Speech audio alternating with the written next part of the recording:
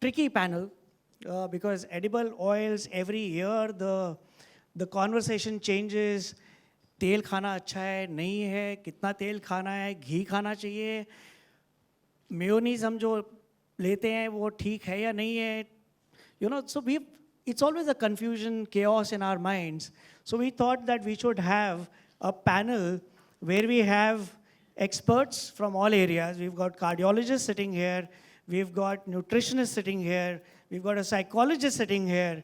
So let's try and listen to what everybody has to say about edible oils. And most recently, our Prime Minister made a statement that we must reduce our consumption of edible oils by about 10%. And suddenly the news comes in that edible oils ही नहीं खाने चाहिए. Whereas the intent was to reduce the consumption and not say that, don't have edible oils. I mean, I don't know whether we will be getting food to eat in the manner that we like it if we were not permitted to have edible oils. Taking this conversation forward, Dr. Bhaskar Shah, let me begin with you. And I'll quote here that the Prime Minister Modi's 10% reduction appeal seems focused on better health outcomes. Should this be seen not as a rejection of edible oils, but rather as a call for moderation and more balanced diet? What is your view on this? Now, primarily when we are talking of edible oil and good health or good well-being, the most important thing which is that the type of oil versus the quantum of oil is extremely important. We say that any oil, for that matter, if taken in moderation, would probably be the best thing to do. The fight of whether it is going to be safflower, whether it's going to be mustard oil, or whether it is going to be palm oil, etc., is of secondary importance, as long as moderation is the key. We always have been taught, and we have been always telling our patients also, that what oil you take may not make a huge difference, but what quantity you take is going to make a huge difference. And therefore, the key important thing is any oil in moderation, in a quantity which is permissible as per various organizations. For example, even if you say American Heart Association, they sell that the overall 30% of a calorie should come from fat, 10% from saturated fat, another 20% from non-saturated fat. So again, they are talking about quantum. So basically, I would strongly feel that quantum, that is moderation, is the key important point. Now, when we talk of that, let us look into this recent scenario where the major controversies and the major discussions is on palm oil.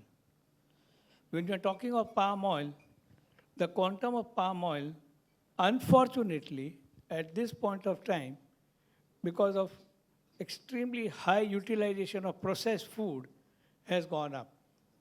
But if you were to limit that, and if you have to have a proper evaluation of the quantum of palm oil which is going into the food, because of its primarily 3 or 4 important characteristics. Palm oil has a very high shelf life.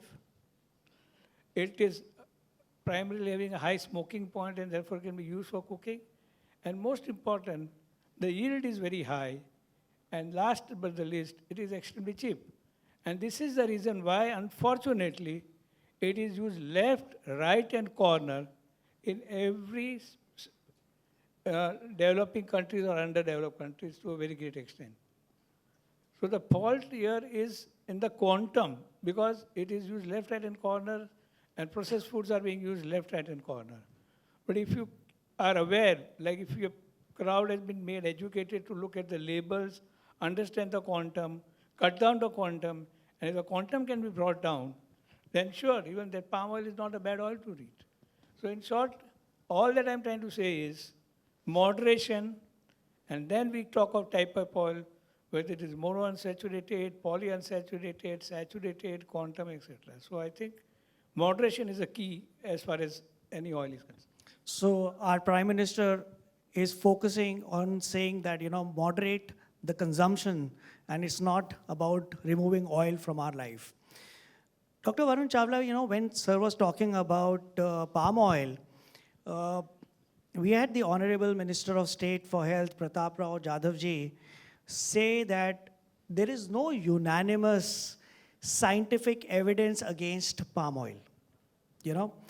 His statement came after a criticism of palm oil was making the news. So what's driving this anti-palm oil sentiment in this country? Why are we so against it? So I'll start from a very general statement that whatever data we get is from studies. And the studies keep on changing, and they often give us conflicting opinions. For example, even in 1950s, when this kind of a drive against the saturated fat started, there was a study in Lancet in 1959 which said that probably fats are not related to heart disease. There's also been a recent meta-analysis which says that saturated fats and the overall fats are not at all causing heart disease, but it is the trans fatty acids. Now, for sure, the number one villain there is trans fatty acids. And trans fatty acids means frying the food, reusing the oil again and again, and all the oil in the processed, processed foods. So once we realize that, as Sir said, one is the quantity of oil, second is the trans fatty acids. The debate about saturated fats is going on. And that is the reason that this drive against palm oil has come. Now, why exactly is a drive there? I don't know what the reasons are. But the causes that they are saying is because it has the saturated fats. But as we know, data are changing, science is changing. Some people who, now the ghee had become a villain. Some are saying that no, ghee is not a villain. Ghee may be the best thing to have. Let's also say that there was an article where I read which very clearly stated that we are saying that polyunsaturated fatty acids, PUFAs, are good for the heart.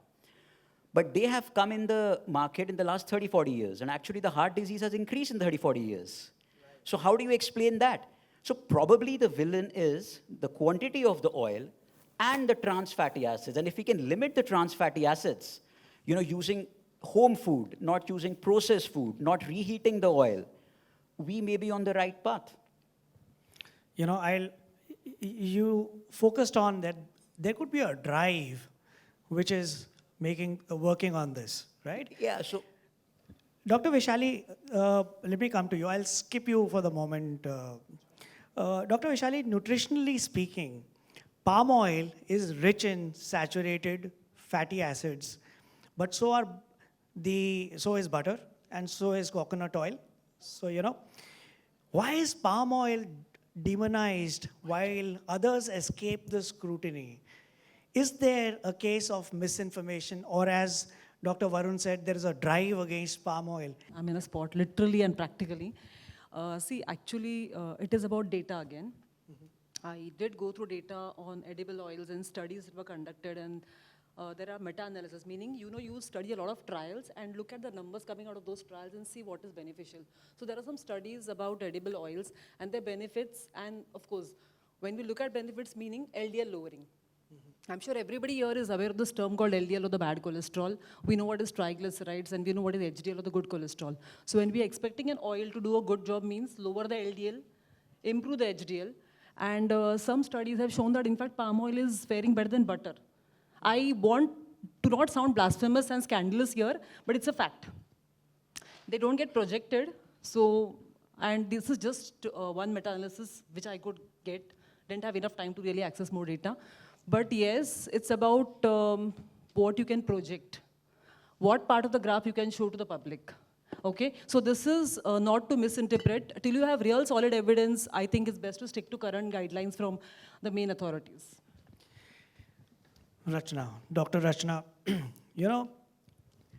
popular nutritionist, in fact, his name is Viral Sakhya, recently questioned the labels, and we had suddenly the outreach, and they were talking about no palm oil being used in wafers, chips, in processed foods as the front of the pack marketing.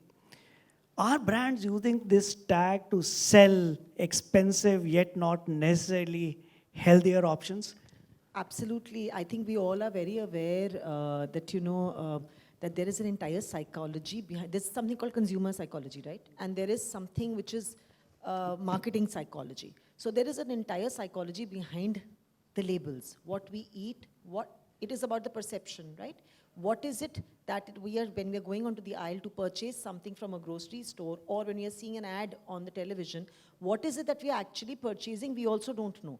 It is being driven by what we would like to be, what the brand would like to show us, right? So in fact, like when you're saying, and I said, since I am sitting at a Business World Forum, I should talk some economic statistics here. So 147 or $48 billion was spent just on the marketing aspect of branding and rebranding things just in 2024 itself. So having said that, yeah, there is, when you're talking about oils, there is a psychology behind what are you purchasing. So when we talk about what are the marketing gimmicks, so they could be the color, the look. So in our heads, green translates to good. Something, if you're saying that it's got an earthy tone, it becomes organic, right? So these are some connotations which the brain translates into seeing. Then the packaging. Then you're seeing a lot of, I don't want to name the oils, but there are a lot of oils which will have a heart on it, right? So that, as a consumer, you feel that, okay, that's what you need to get to prevent a heart attack. Then you'd also see what is an effect called as anchoring.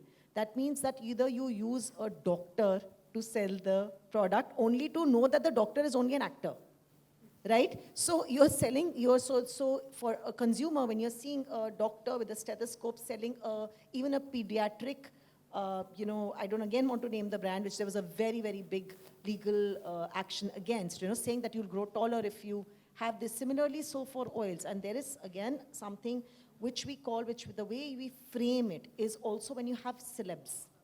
You also have celebs sitting there professing that this particular thing is good.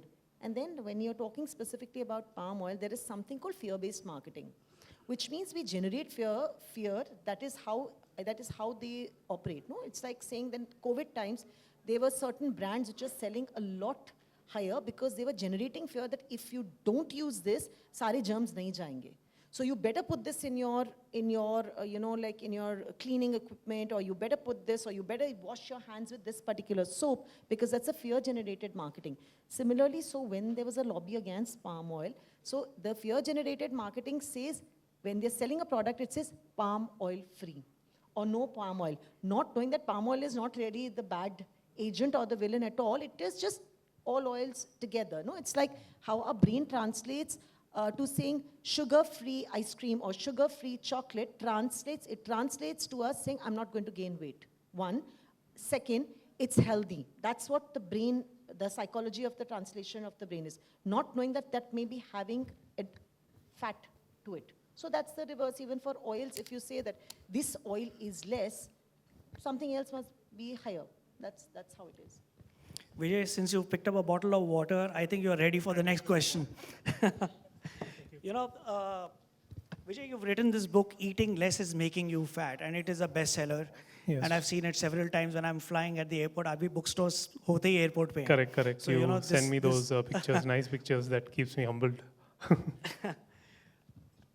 Taking a cue from what Dr. Rachna just said, if we were to take out palm oil and remove it from potato wafers, chips, and replace it with soya oil, or for that matter, any other oil, will it be okay for people to consume more of wafers and chips? Don't we need to focus on less consumption of the product itself rather than focusing on the oil? I mean, somebody was talking, Chef Ajay was talking about, it's like saying that, अगर समोसे में से ये oil निकाल दिया तो समोसा खाना ठीक है, ठीक है ना? What is your view on this? I think so. Any kind of refined product is bad for the body, because firstly, if you're talking about refined palm oil, it does not have the vitamin A and vitamin E which makes palm oil so good. So that is removed out of the equation. What we have remaining is your refined form of carbs, which are low in fiber.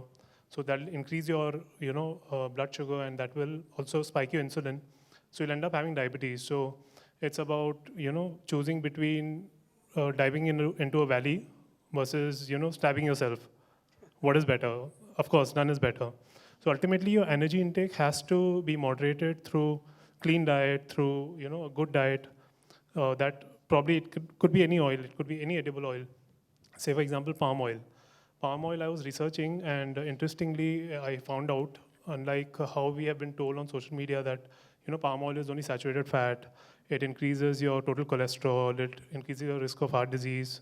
It's not true, because palm oil actually is only 50% saturated fats, which is palmitic acid. Palmitic acid is shown to increase your total cholesterol, which is linked to increasing your risk of heart disease. And it does so by increasing your LDL cholesterol, which is known as the bad cholesterol, and also increasing your HDL cholesterol, which is known as good cholesterol. However, the other 50% that we see in palm oil is unsaturated fat. So around 40% is monounsaturated fat, which is PUFA, which is there in the form of oleic acid. Oleic acid is the prime fatty acid that we find in olive oil, which gives it its good nature and your good for heart health. So it was amazing for me to see this. And oleic acid, what it does in the body is it reduces your LDL cholesterol and it increases your HDL cholesterol, which has double beneficial effect for our heart. And finally, the final 10% is around 10. The 10% is polyunsaturated fats, which is in the form of linoleic acid, which has shown to decrease your total cholesterol by reducing your LDL cholesterol while having no meaningful impact on your HDL cholesterol. So now, certainly with the consumption of palm oil, so I'm talking about the unrefined palm oil, which is the red palm oil, not the refined. The refined definitely is not meaningful to consume or does not have net positive benefit on the body. So I'm just talking about the unrefined palm oil. So when we consume the palm oil, what we are seeing is that 50% of the profile, that the fat that it has, will worsen our cholesterol profile. 50% will improve it. So now what to do? Because it's definitely a dilemma. Because you're talking about, is the glass half full or half empty? And today is Thursday evening. I'm not sure if we should be talking about glass being half full. So when we look at the clinical trials and the outcome data of human, what we see is that moderate consumption of your unrefined palm oil does not cause negative health outcomes in humans.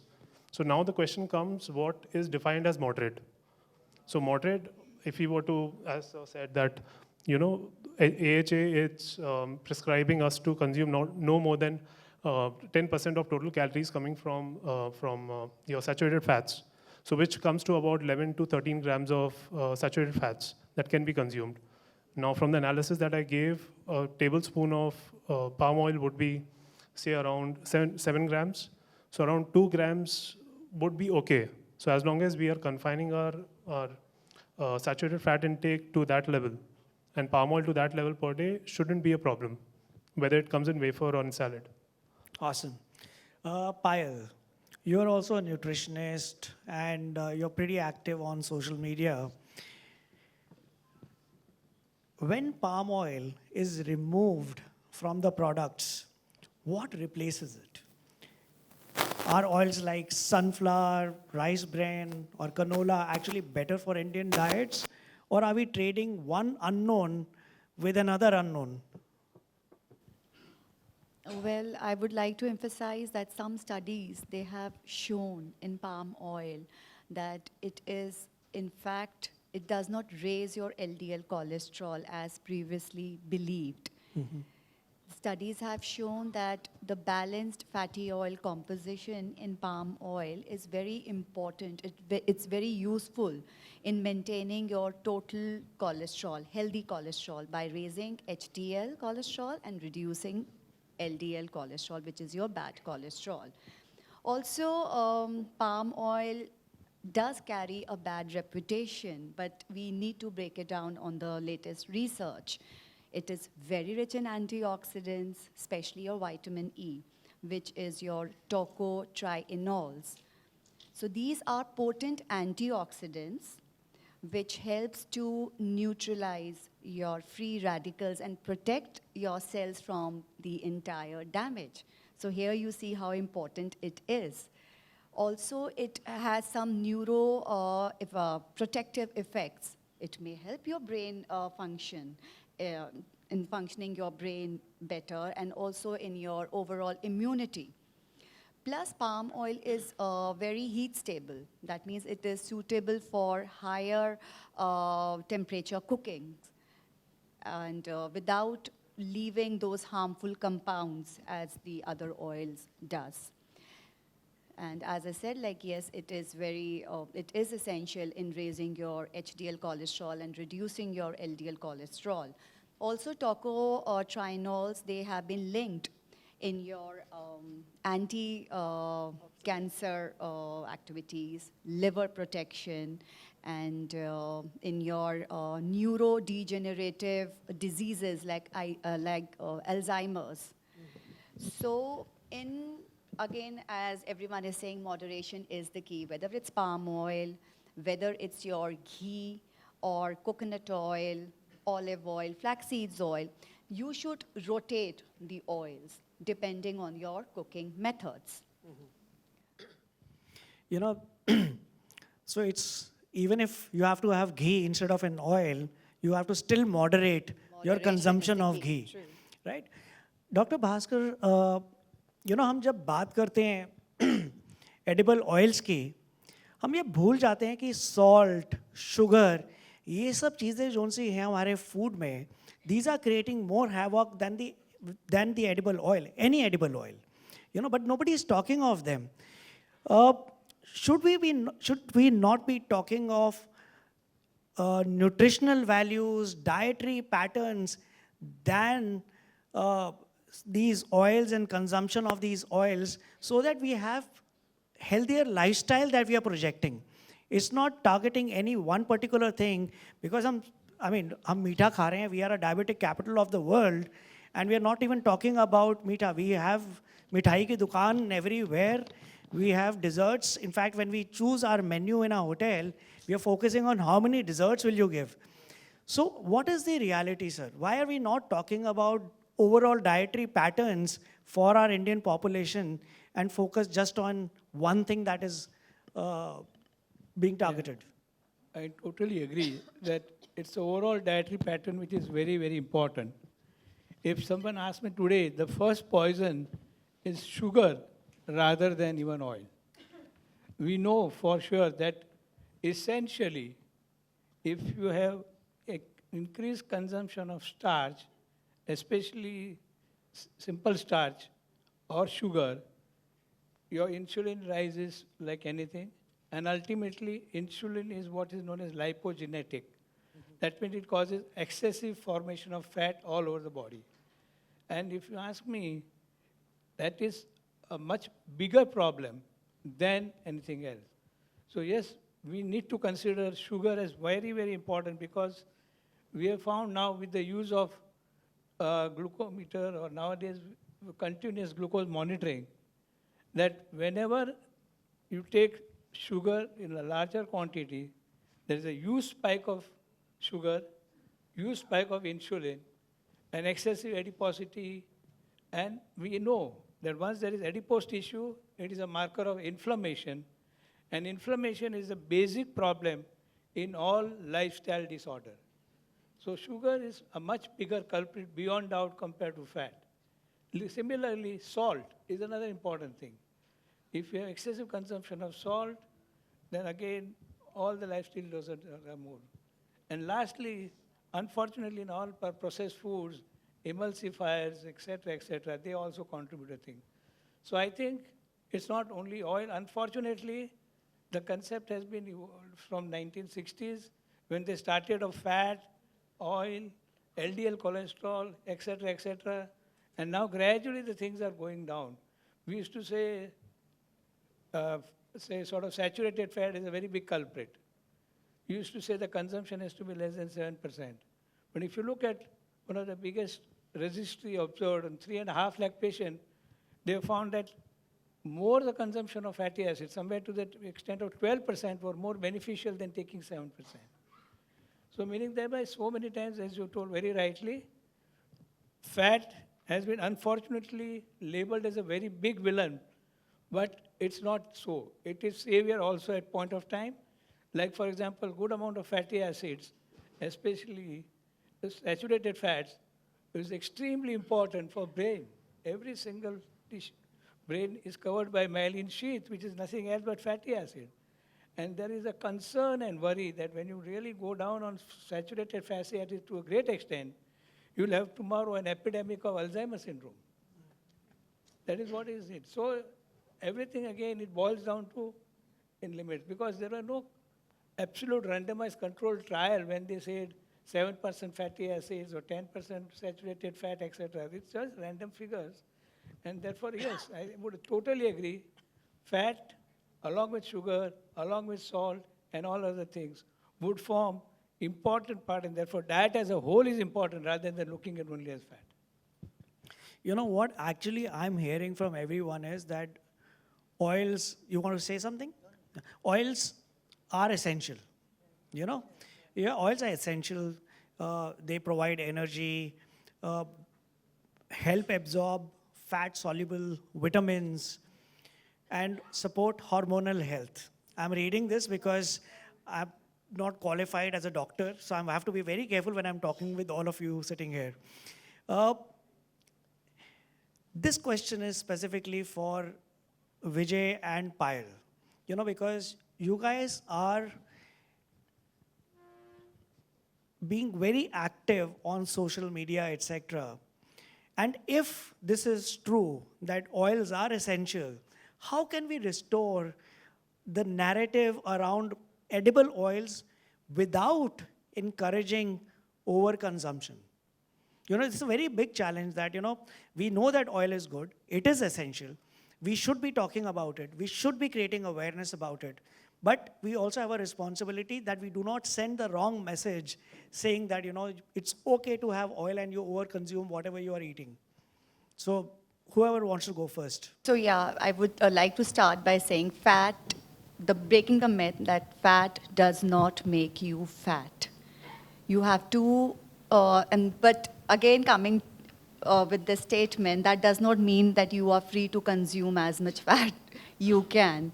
Just because fat does not make you fat does not mean that if you are just overdoing in ghee or whether it's coconut oil, these are good fats, but then again, you have to be very mindful. What if if you are already starting your day with some almonds or nuts, whichsoever nuts, they all are fats again, okay? So again, going mindful, like how much quantity of ghee you should be taking throughout your day, how much quantity of mustard oil or coconut oil. You need to divide it. The same way that I tell my clients about it, like, okay, this much 15 ml or 10 to 15 ml is the quantity of oil that you will be using. So it includes everything, whether it's ghee, whether it's coconut oil, whether it's olive oil. They say olive oil is actually very good for you. But again, you can't exceed the quantity, right? And you have to be very, very mindful. If you're having nuts, if you're having your carb meals, how much already quantity of oil is being added to it. So again, moderation is the key. You have to be very mindful while consuming any amount of fat. Vijay? Yeah, I think one of the reasons why we are facing the problem of the threshold killing us of lifestyle diseases, which is obesity, diabetes, and heart disease, is because we are not careful about how much energy we are intaking on a daily basis. So when it comes to energy, we have three macronutrients. One is your carbs, proteins, and fats. The primary function of carbs and fats is to provide you energy. Protein is left for the maintenance and the growth of the body. So as long as I think if we are able to maintain the levels of carbohydrate and fats that we are eating in a particular meal, that should give some sense of where we are heading with our health and with our weight loss or whatever that goal might be.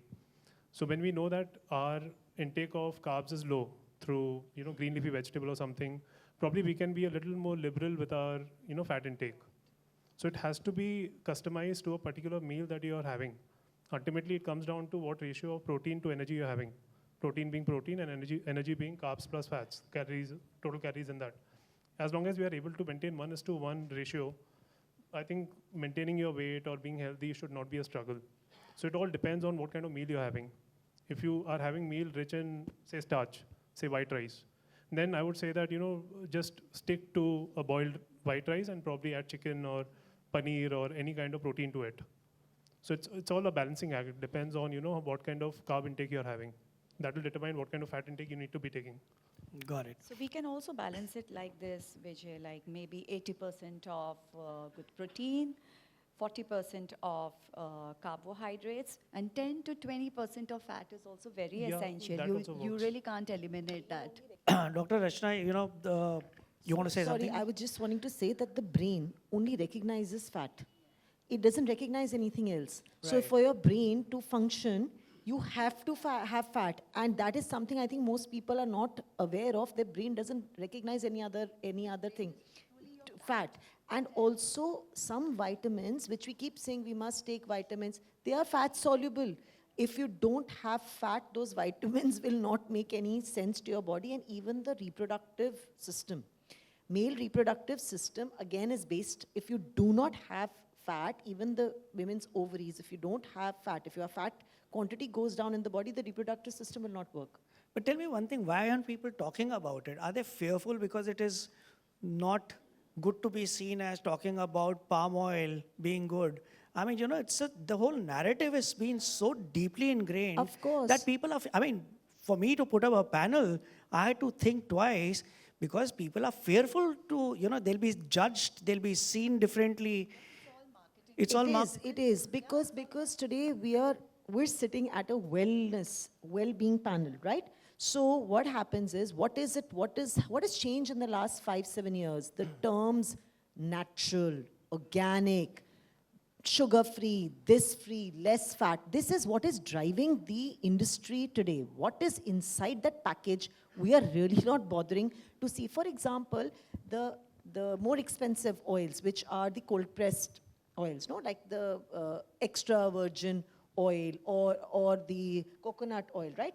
A lot of them are very much more expensive than palm oil, actually. But the fact, because they're packaged like that, saying, oh, they're extremely good for health, that is not true. It is only good, exactly like what the nutritionist was speaking on the panel. It is only good in certain quantity. Like we people, I remember sitting at Escorts, that's where I've grown, all my life. That's the nascent organization. So, everybody, all the cardiologists they used to say years and years ago also that you should use the oils by rotation. Means have 4 oils on your kitchen counter, because people would get confused. How are we supposed to consume, no? So have some olive oil, have some, a normal cooking oil, have some sarson ka tel. How do you know what to do? So basically what was stated was that, certain vegetables start cooking in certain oils. Like olive oil, if you do a dal ka tadka in olive oil, it's not going to taste very yummy, right? So use ghee for that. So if you use olive oil for your, your Western cooking, your pastas and everything, for your even for sarson ka tel, everything will not taste so good, for some bhindi, some stuff. So or saag, if you've already done that in your head that this is how you're going to rotate, you're going to get the decent amount of quantity of oils, but of course overall quantity, like both of these guys were saying, the overall quantity needs to be balanced. Absolutely. Like we will not fear having the piece of brownie because it says, okay, it's Splenda, it's sugar-free. But whereas it comes palm oil, okay, kata. You need to have your facts right. What about like, okay, 1 teaspoon of ghee, nahi, itna fat de dega. But jahan pe sugar-free koi brownie ya cakes aa gaya hai, we literally don't mind it. Correct, right? because there's actually, see, in the West, by the way, it's the reverse. Certain cookies are sold by saying, see, the West accepts palm oil fairly easily versus India, because there was a lobby. So exactly what happened, when Maggi years ago was a staple food in our kitchen cupboards. But then there was a lobby, because there was MSG and all of that, right? Everybody's read about it. So thereby then the whole mind starts to believe like that. That's what happens. Absolutely. My next question is to everyone. Varun, I haven't asked you a question since some time, so let me begin with you. Come in chorus. What's the bottom line? हमने इतनी सारी बातें करी. अंत में what is क्या निकल के आ रहा है? What's the bottom line? How do we move towards healthier habits without falling for these fads? Now, fads could be positive, fads could be negative. We've seen in the case of palm oil that no palm oil label is actually a kind of a marketing gimmick or a marketing exercise. What's your one big message for consumers who are navigating this confusing food landscape? Right. So I'll start by saying, I'll go back to the yesteryears, the Indian film industry. It had heroes and villains. Mr. Amitabh Bachchan ji was the hero, Pran, Prem Chopra ji, Amjad Khan were the villains. Today it's not so. They are all actors, they play heroes, they play villains. The same is the case with oils. Oils are very important actors in our lives. They can be heroes, they can be villains. You know, we use them judiciously, they are heroes.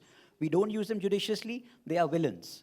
And we have to realize that we kind of try to segregate individuals into the good and the bad, right? The white and the black, but we are all gray. And that's why we are humans and not gods. Similarly, the oils are not Amrit, not a divine Amrit. Oils are oils. There is a good to the oils, there's a bad, and there's an ugly side to the oils.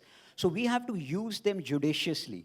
Now, if, let's say, this is decided that X oil is the best oil, we take it home, and then we are heating it and reheating it, eating fried food, trans fatty acids, samosas, chola bhaturas, it doesn't matter which oil we have taken. So the bottom line is trans fatty acids are bad for health. Whatever oil we use, first, moderation. Secondly, not reheating, not eating the outside food. I mean, once in a while is fine, but not making a habit out of it, avoiding the trans fatty acids. Dr. Bhaskar Shah, what do you have to say? What's the message for the consumers who are confused about palm oil or confused about edible oils? Let's not talk about palm oil. Let's talk about edible oils.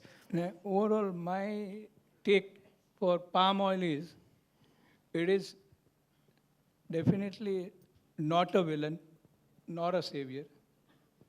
Consumption in moderation is reasonable. Overconsumption of that oil is 100% harmful and has caused increased incidences of problem. And therefore, the caution has to be, don't overconsume it, especially with outside food, with street foods, with packed foods, with the processed foods. Similarly, most of the biscuits do have a large quantity of palm oil. Most of the chocolates, quite a lot of ice creams. So whenever you are taking it, please look at the label, find out the quantum, use it in moderation, then absolutely there is no harm in taking it. So it's not the ingredient, it's the quantum of the ingredient. Dr. Vaishali. I thought it's a very simple tip, and the nutrition should hopefully agree with me. Any oil that is solid at room temperature is definitely, I think, more harmful in terms of its, because they require heating, and those are the ones which are more trans fat generating. So maybe those in moderation. So butter also falls in the same category. What about coconut oil? Coconut also is, in some parts of the world, if you go to the north in cold. So yes, sorry.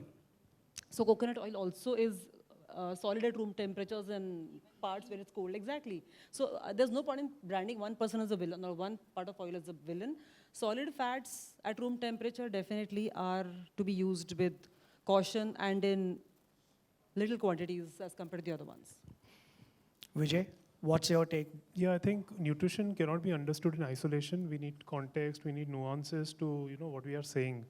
So therefore, whether this food is good or that food is good, this oil is good, that oil is bad, or this is the next superfood or this is the villain, is not the question. It's about how we use our food, and in terms of quantity, in terms of the frequency that we use it, in terms of the form in which we use it, matters a lot. So as long as we are able to understand that, even before the nutrition research had picked up 50 years ago, people who are healthy, in fact, the irony is that the more we know about nutrition, the more we are seeing metabolic diseases go up. So what we have to resort to is what we have been genetically programmed, the food that we have recognized, our ancestors have recognized to, eat and to grow and to develop in. So my simple funda is whatever comes from plant, eat that. Whatever is manufactured in the plant, try to minimize it. So that would be my take on it. Awesome. Payal, what would be your Well, take? I feel keep nutrition very simple. Don't get fooled by latest trends, whatever you see on Instagram or on any other social media. Stick to your roots, stick to your basics, stick to what your ancestors used to eat, what your grandparents used to eat, what your parents used to feed you when in your childhood days.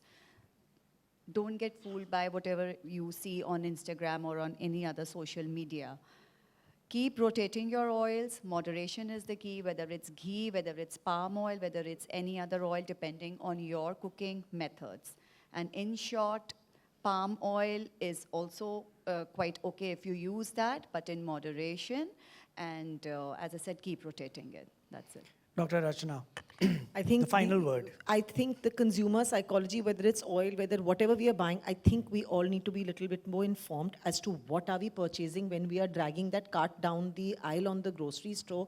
I think we should turn at when labels say no fat, no sugar, less fat, bad, don't let it translate it to bad or good. I think just turn the best thing is to turn the back of the cover to see the ingredients and the flip side of it. A lot of brands will say no sugar only to know there's maltodextrose in it, which is also sugar. So I think just reading a little bit more and understanding what are you putting in your mouth. That's all.